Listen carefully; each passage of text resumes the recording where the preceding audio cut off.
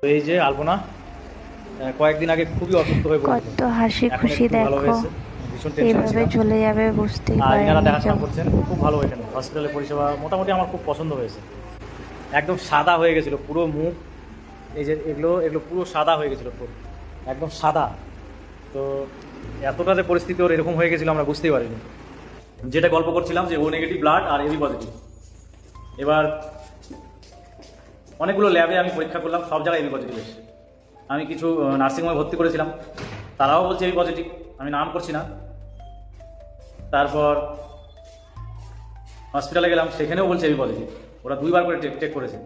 নার্সিংহোমে ভর্তি করেছে, ওখানে 3বার চেক করেছে, এবি পজিটিভ আসছে।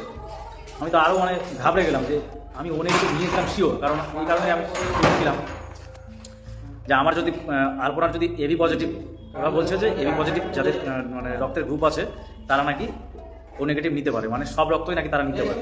ভালো কথা, এটা আমার জানা নেই। আর গত 10 বছর আগে ওরকম চলতো, কিন্তু বর্তমানে 4-5 বছর আগে থেকে এরকম চলে না, যেটা যার গ্রুপ সেই গ্রুপের রক্তই তাকে দিতে হয়। গেল। তো আমি ভাবছি যে আমি আলপনার রক্ত এই টাইমে ব্লাড ওর